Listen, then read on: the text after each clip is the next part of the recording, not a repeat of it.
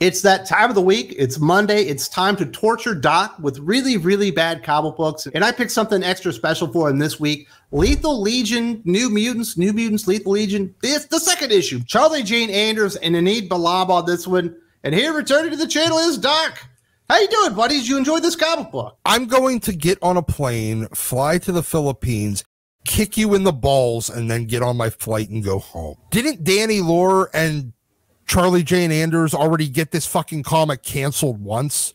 Why in the shit are they doing this now? You can tell that Charlie Jane Anders didn't grow up reading comics, never aspired to be a comic book writer, but there's not even an attempt to tell a story here. This is just random gibberish thrown onto a comic book with a less than stellar artist that has no ability to actually do visual storytelling. I don't even know what's going on. There's two stories in here. One about underground cave dwellers and one about a heist of Count Nefaria.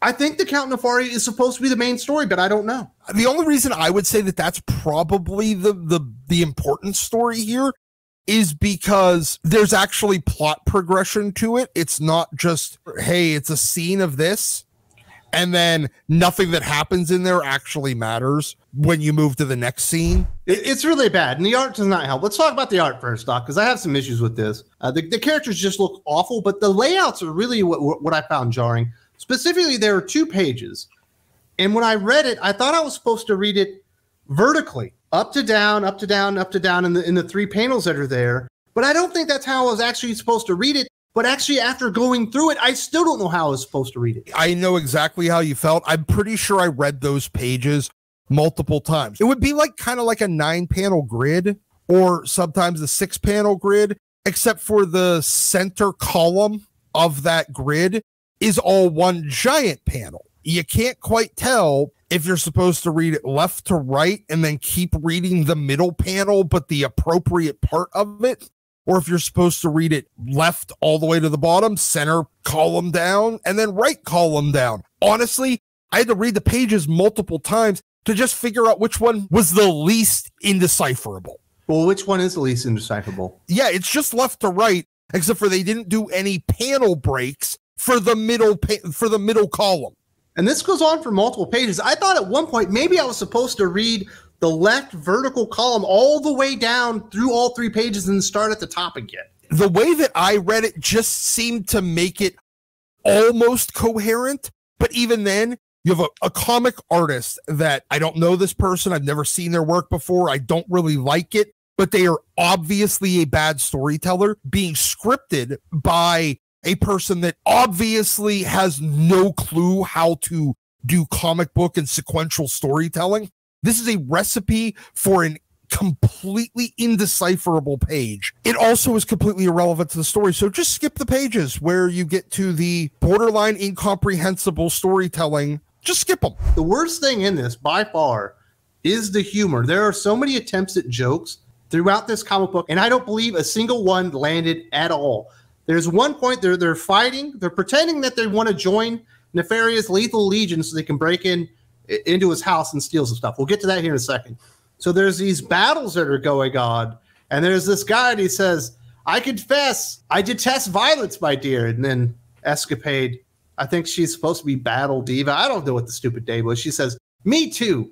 This is great. Let's just get to work out. And then he says, alas, I have been acculturated into a violent society and raised with toxic standards of male behavior. I must lament the necessity of mayhem.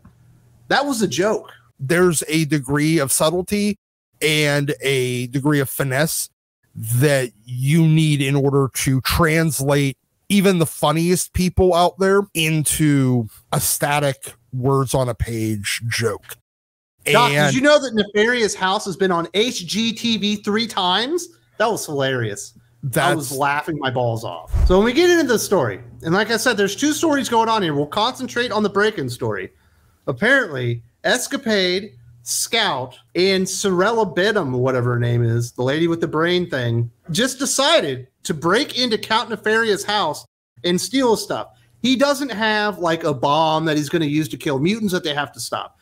He doesn't have the cure for a disease that he won't release, and they have to go get it to save a friend. He doesn't have one of the new mutants stored in a locker there where they have to go and rescue their friend. They're actually going to break into his house, strictly, as far as I can tell, to steal his shit. That seems to be it. That's the point. I'm sorry. This is supposed to be a superhero comic. There is very little super things that occur in this. There is less than zero heroics. You didn't even bother to establish what the fuck Count Nefaria had that you wanted to steal. You're just robbing him for the sake of doing it. The important thing is though, along the way, when they had their tryout fights, the girls absolutely demolished everybody. They beat the holy shit out of all those criminals. Yeah, and even Escapade, the one that expected to lose, she just makes easy work of everybody.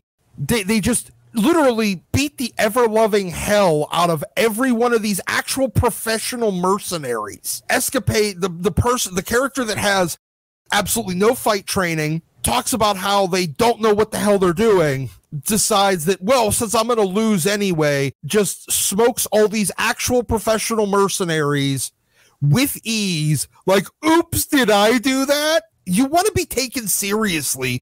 Write a fucking serious comic, you dumb bitch. Well, it doesn't have to be serious, but you could actually write like a good comic or try something. This thing is so bad. You don't know what's going on. You don't know what the stakes are. You know who the characters are, and I guess that's all this comic book is about, is getting Escapade over at the expense, obviously, of a bunch of mercenaries we've never really met. Obviously, the big one being Count Nefaria, who's been around for Marvel Comics for decades upon decades. We're coming up on nearly 100 years for Count Nefaria. And I just feel bad for the character. They treat him like an absolute joke. They do. They treat him like a joke. They treat all of the other mercenaries like a joke. They treat, honestly, the story like a joke here. At no point does there ever feel like there's even the slightest amount of stakes, because everyone's just going to easily defeat all of the bad guys. And then even whenever Nefaria goes to suck away their powers, Escapade manages to get Scout's power. And there's no stakes whatsoever, because you don't know what's going to happen if they fail. Like, if they don't break in and steal this thing that's important, is someone going to die? Are they going to kidnap their families? Is her dad going to get murdered? It's just them going on and doing some shit and robbing somebody, which pretty much makes them the bad guys. They tried to establish a little tiny bit of stakes right at the beginning, where it was just, don't use your mutant powers, no claws, Scout, because then they'll know we're mutants, and it might cause an international incident. That's it. The only restriction that was on them, narratively wise, was don't use your claws because then they'll know we're mutants and cause an international incident. Not, he's going to release some bioweapon that targets mutants. Hell, even if it's not mutants, it could be literally anyone. All this is him recruiting essentially a security team, and they feel the need to stop that and rob him in the process for no reason. This is a bad comic book. Are you recommending this one? I felt like you were on the edge there. I recommend that we treat this the same way we treated Tom Taylor's X-Men Red.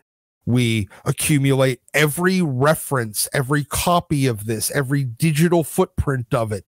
We combine it into a rocket and we shoot it into the sun, and we pretend this stupid fucking comic never existed. As Doc mentioned, this isn't the first time that Charlie Jane Anders has actually written a New Mutant story within Marvel Comics. Why is Charlie Jane Anders at Marvel Comics? Because they're trades. And in Marvel Comics case, they believe that's actually a writing skill. I blew holes through that hypothesis multiple times in this video. If you haven't seen it, definitely check it out right now. There's also a link in the video description.